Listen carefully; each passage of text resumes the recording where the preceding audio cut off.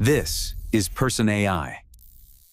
Today, we dissect the future. All right, let's get right into it. Today, we're putting two titans under the microscope: Google's Gemini Gems and OpenAI's CustomGPTs. Now, this isn't just a simple feature-by-feature comparison. Oh, no. This is a clash of philosophies, a battle for the very soul of custom AI. On one side, you've got Google playing the long game, the ecosystem game. They're building this deeply integrated assistant to make their whole empire stronger from the inside. And on the other side, you've got OpenAI. They're playing a totally different sport. They're trying to build a brand new economy, a whole new app store for AI, right from scratch. So this really brings us to the one big question that's going to hang over this whole analysis. What it all boils down to is a massive bet on two totally opposite ideas. Is the future of AI that you and I are going to use, is it going to be driven by Google's super secure, controlled, walled garden approach? Or is it going to be all about OpenAI's big bet on open, chaotic, viral growth? And look, I want to be crystal clear about something right up front. This isn't just another product review. This is an autopsy of the future. The data for this analysis is extensive, so pay attention. Okay, first things first, let's get our hands dirty. We're going to dive into what this all means for the people who are actually building these things, the creators. What does it actually feel like to build a gem versus a GPT? So the moment you start building, the difference just smacks you in the face. With OpenAI, you get this conversational GPT builder. It's like having a friendly guide. You literally just chat with it, tell it what you want in plain English, and boom, it spits out a name, instructions, the whole 9 yards. It's an incredibly easy way for anyone to get started. Now, Gemini, it's a different beast. It's more of a direct, kind of bare-bones editor. You're staring at a blank page and you have to write your instructions from scratch. But, and this is a really big but, it has this killer AI-assisted rewrite button. You can just throw in your basic ideas, hit the button, and it structures them into something much more powerful. So really, it's a choice, right? Do you want the friendly guide or do you want the power tool? Okay, let's talk about maybe the most critical piece of the puzzle, the knowledge base. I mean, this is the brain, right? It's the data that makes your custom AI actually smart. Now, if you just look at the raw specs, you see some interesting trade-offs.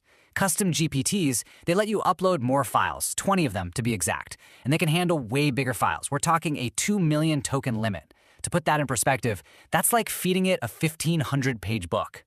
Gemini is a bit more restrictive, capping you at 10 files. But, and you're going to hear me say this a lot, the raw numbers really don't tell the whole story here.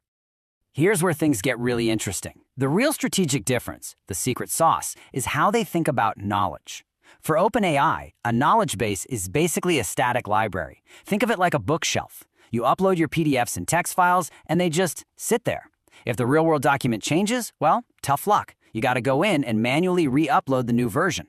But Gemini, oh, because it's plugged directly into the Google mothership, it offers something completely different: dynamic, live syncing with Google Docs and Sheets. This means your gem isn't referencing a dead library. It's tapped into a living, breathing document that's always up to date. If you're using this for things like project management or tracking finances, I mean, come on, that is an absolute game changer.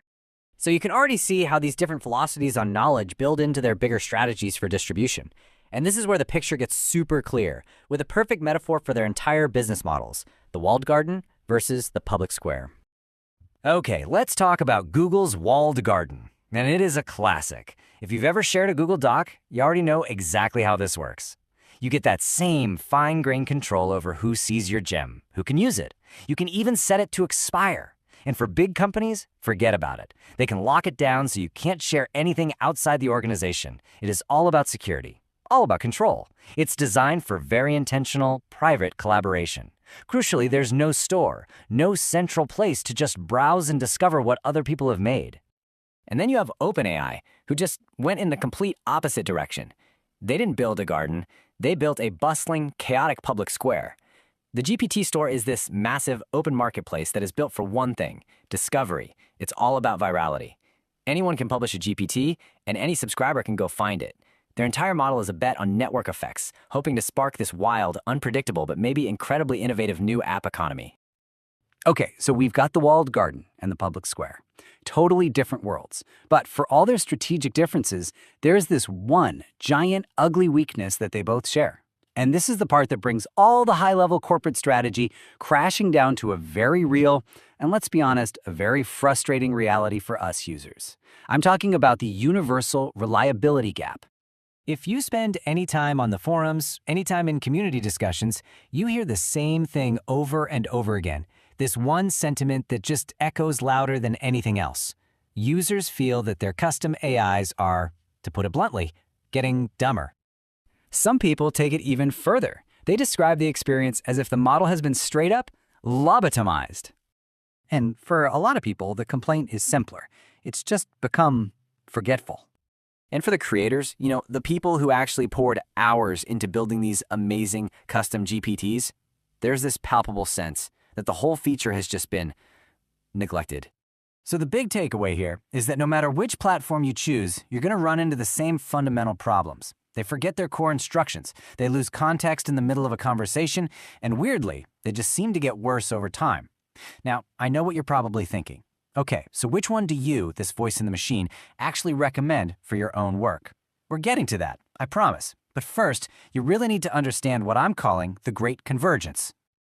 And this, right here, is really the climax of the whole story.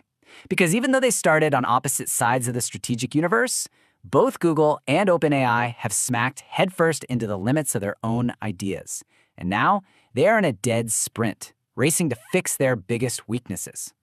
You can see this strategic shift happening in real time. OpenAI is moving inward, right into your machine. They snapped up a company called Sky because they realized a browser-based app store just isn't going to cut it. They need deep OS-level integration. And at the exact same time, Google is moving outward. They've started adding powerful, Drive-like public sharing for gems because they finally admitted that even the best private tools are more valuable when you can actually share them. It's fascinating. They are both racing toward the same middle ground, but from completely opposite starting lines. So, where does that leave us? What's the final verdict?